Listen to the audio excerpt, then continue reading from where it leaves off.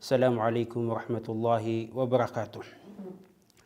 Ang lahat ng papuri at pasasalamat ay tanging nauukol lamang sa Allah subhanahu wa ta'ala.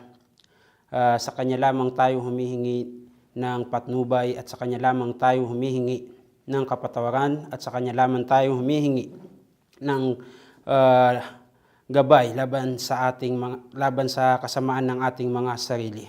Sino man ang patnubayan niya ay walang makapagliligaw sa Kanya. Ko ay sumasaksi na walang ibang Diyos na karapat-dapat sambahin maliban lamang sa Allah subhanahu wa ta'ala at si Propeta Muhammad ay Kanyang sugo at mensahero niya.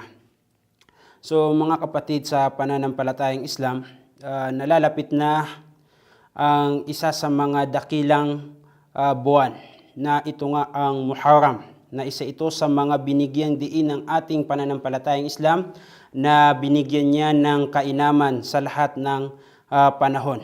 Bagamat sinabi ng Propeta Muhammad sallallahu alaihi wasallam sa kanyang malapit na kahulugan, ang pinakamainam na pag-aayuno pagkatapos ng Ramadan ay ang Muharram. No? So itong hadith na ito ay bilang paghihikayat sa atin na ating pag-ayunuhan ang mga napapaloob sa buwan ng Muharram. At kabilang nga dito ay ang araw ng ikasyam ng Muharram at ang ikasampung araw ng Muharram, na ito ay mayroong kadahilanan na sinuman na kanyang pagayunuhan ang araw na ito ay makakamit niya ang dakilang biyaya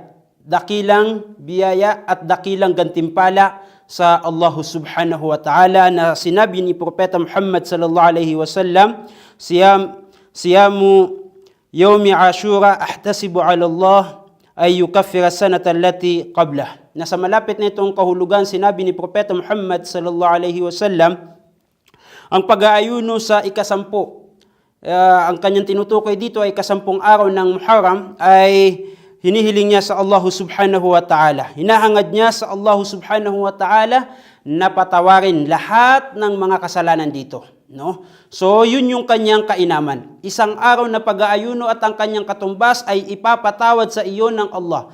Papatawarin ni Allah subhanahu wa ta'ala sa iyo ang lahat ng iyong pagkakamali, ang lahat ng iyong mga kasalanan na mga nauna, na mga nakalipas sa isang taon. No? So ito, ang tinutukoy dito ay yung mga maliliit na kasalanan, hindi yung mga kabair, no? Sapagkat itong kabair na ito, itong mga malalaking kasalanan gaya ng pagtatambal sa Allah subhanahu wa ta'ala at ilan pa, ay hindi ito patatawarin ng Allah subhanahu wa ta'ala maliban kung hindi mo ito ipagtaubat o paghingi ng kapatawaran sa Kanya, no?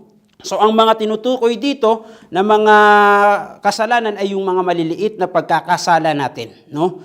So ito ay pinag-ayunuhan ni Propeta Muhammad sallallahu alaihi wasallam, no? So ang kadahilanan nito, nang dumating ang Propeta Muhammad sallallahu alaihi wasallam sa Madina, ay nakita niya ang mga ang mga Hudyo na kanilang pinag-aayunuhan itong araw na ito, no? So sinabi ni Propeta Muhammad sallallahu alaihi wasallam na higit na ako ang mas karapat-dapat na pag-ayunuhan nito. No? So ito ay pinag-ayunuhan ni Propeta Musa bilang pagpapasalamat sa kanyang Panginoong Allah subhanahu wa ta'ala sa pagkakaligtas niya kay Firaun sa kanyang kasamaan at pagkalunod ni Firaun. No? So ito ay kanyang pagpapasalamat sa Allah subhanahu wa ta'ala. At tayo, ito ay ating pagdadakila sa Allah subhanahu wa ta'ala. Ito ay ating pag-ayunuhan upang dakilain ang Allah subhanahu wa ta'ala.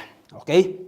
So, isang araw na pag-aayuno na ang katumbas nito ay kapatawaran ng mga kasalanan ng mga nauna. No? So, nawa ay nagbigay aral itong maiksing mensahe na ito. Sa muli, Assalamualaikum warahmatullahi wabarakatuh.